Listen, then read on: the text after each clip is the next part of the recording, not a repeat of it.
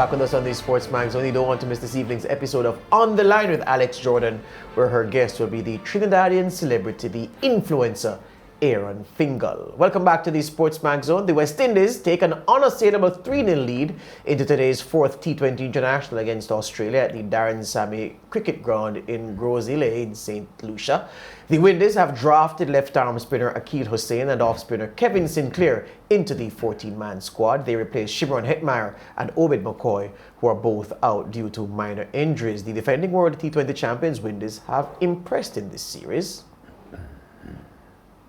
And ahead of this season, well, these are the results so far. They won the first one by 18 runs. Really, Australia threw that away. Then the Windies asserted themselves in the second game, winning by 56 runs. And then it was dominance in the third game, the 6-wicket win. Not really telling the true scale of the Windies' performance, especially because Chris Gayle was a revived man on the day with a blistering 60-odd off not many balls. Now, ahead of this evening's Dead Rubber, the question, as posed, as waved, as teased by Mariah at the top of the show, should the Windies continue experimenting with their lineup, or, as Lance is saying, do like Roger Harper says, make winning a permanent habit, make winning a habit, yeah, and persist with the men who've given you the series lead so far. To discuss that issue and much more is the veteran Joseph Reds Perreria. Reds, good afternoon. Welcome back to the SportsMax Zone. Yes, good afternoon to you. And just your opening line, I support Mariah's position because we are eating up our matches day by day. They're getting shorter. And I think before you focus on winning 5-0, it's better you focus on finding out about your players in the middle, under pressure. And I don't agree with Roger Harper that winning is that important. We have already won 3-0. We are now in a position to look at Sinclair. I don't know if Thomas is in the lineup, George, because I haven't had the email from the West Indies board before I got into this chair. I'll confirm that for you shortly. But I'm saying that we need, in principle, and that's why I support the Mariah view, that we need to start finding out of players on Yes, he's in. Yes, he's in, Reds. I can confirm that Thomas is in. Well, I really hope he's in tonight. I'm happy that Sinclair is also. And I think that's my view about using this series to find out about our players, to build their confidence, to be able to operate under pressure. What do you think, from your observation of these first 3 games, what do you think accounts for the performance gap between the Windies boys and these Australians? Well, George, I think we've been playing a lot of cricket since Sri Lanka arrived. And after Sri Lanka arrived, we had those matches in Antigua. We then had the South Africans in St. Lucia. Then we went to Grenada and played more matches along the same format. And I think we are much in better shape, match shape, than the Australians, who probably have had hardly any cricket really. And they have been under lockdown in Victoria, lockdown in New South Wales, lockdown. So, you know, I think all of that maybe operated against them, but I think they are playing well below the standard that we expected. Definitely. You know, earlier when West Indies released the 14-man squad that's getting set to play this next match, I saw they included Kevin Sinclair and Akeal Hussain. How do you feel about those 2 inclusions? Well, they have, I think, a fair amount of confidence in the Allen-Walsh combination. But you need to, following up as I just said, and what you talked about, you need to find out more about Hussain, for example. And I think I welcome the opportunity that he may be in. Definitely. And of course, Shimron Hetmyer, a bit unfortunate that, he would not get to play, because wouldn't you have loved to see a little bit more of Shimron Hetmyer just to say, all right, you're back in form and you've sealed your position?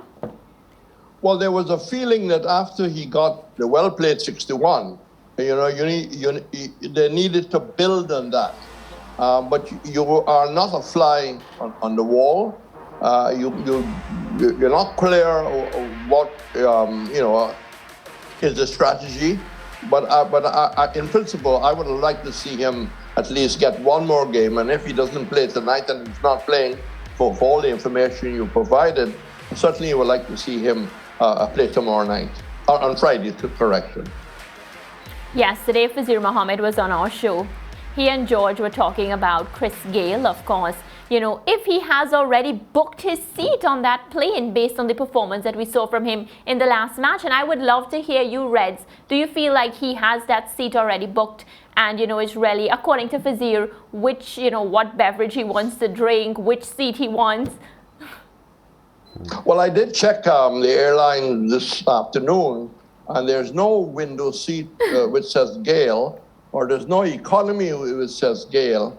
And I think, we have already experienced reading too much into the Bangladesh win. And I think we got to be careful. And I think Dr. Gonzalez last night, the Honorable Prime Minister of St. Vincent Grenadines, and like myself, I am just echoing caution before we start celebrating.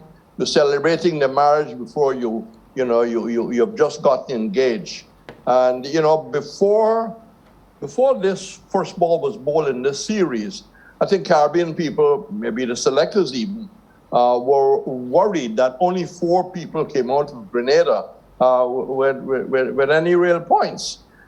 3 games later, I mean, we are celebrating virtually. If you look at the media, and some people I think have gone over the top, we are celebrating, we have a great chance of defending our title. I think we need to be much more measured.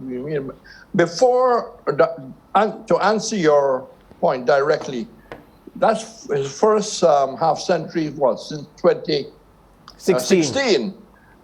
Before that, he had in this year 102 runs off 9 innings. I really can't support the thing that Gayle is back. When we see consistently that he's producing these runs, and maybe he may follow up tonight and later on against Pakistan, we can then say that he is back after some consistency. I think that if you really had a one-to-one with Gayle, I don't believe that, without the press around, he will really say he's back. He will say, well, the innings really helped me to reestablish the kind of power that I've had in the past. And, I think fairly confident going forward that I can keep this going. Yeah, Reds, I was making the point for the past couple of months on this show that there's still a lot of cricket to be played. Even if it is not West Indies international cricket, there's a CPL to come, there's the back end of the IPL continuation in the UAE where the World Cup is expected to be played. How heavily do you think the selectors will rely on these cricket assignments as opposed to the West Indies internationals? Well, I think you're going to pay more value to the international matches. I mean, the CPL is expected just not to be at the same level. Yet form is form, and it'll be good to see your top players playing well in St. Kitts. But I believe the real measure is how you're doing. How you did against Australia, how you did against Sri Lanka, South Africa, how you did against Pakistan. That to me is the real measure. Yeah, I was reading a couple of minutes into your response to Mariah's point that the general media reaction that Chris Gayle has returned to form is something you're challenging. In other words, what you saw doesn't represent returning to form. No. I think that even Chris, and I haven't played with him, Chris Gayle, probably will probably say that. Yes, he celebrated the innings, but I think you and I, Lance, would want to see more of that from Chris Gayle before we can start saying, yes, Gayle is back. Gayle is back. I think it's just too early to say that. And I also feel that, we need to refine the product. When we get to the 15 or the 18 that the ICC allowing, we need to refine the product. It's like a diamond with the potential.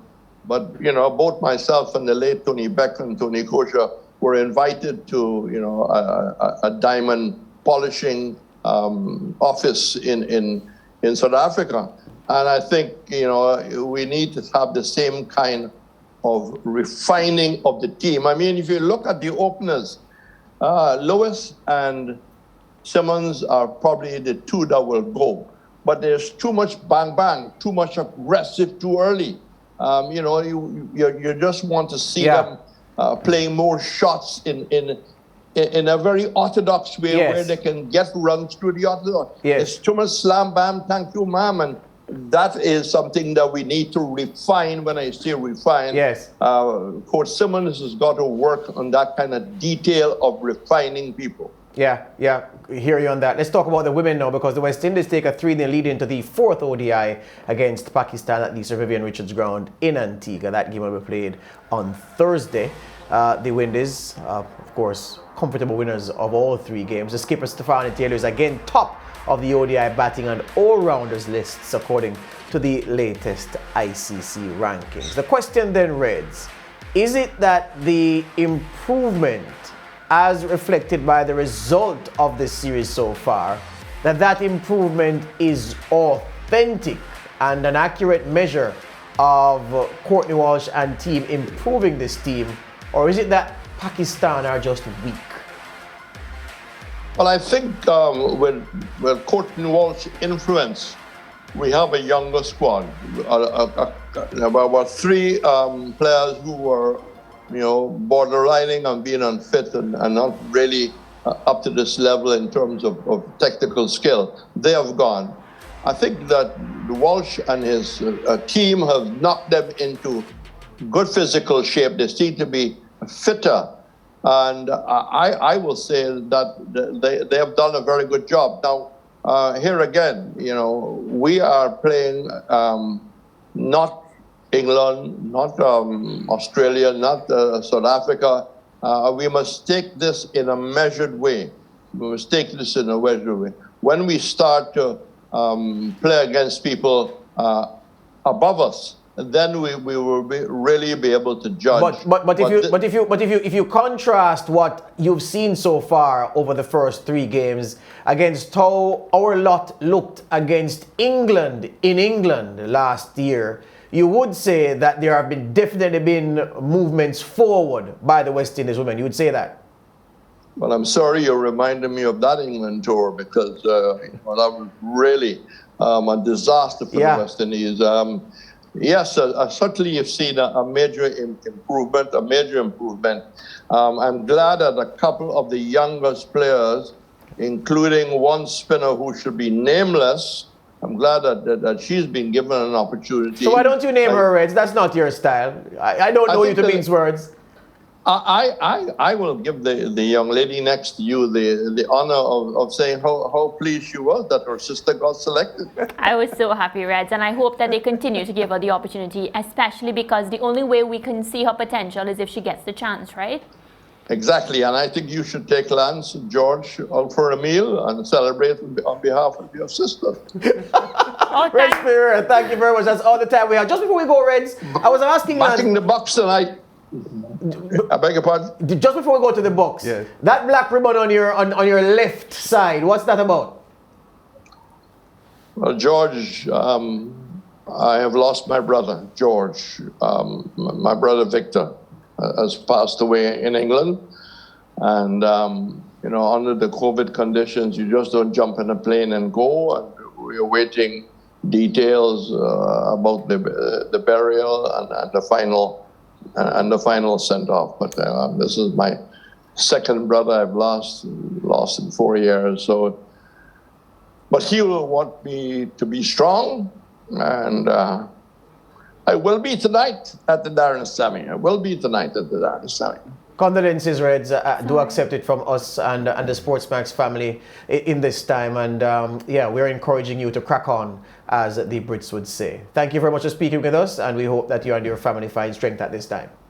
And thank you very much for having me. Excellent. Joseph Reds Perreria, they're a veteran of matters concerning sport, especially cricket, in this part of the world.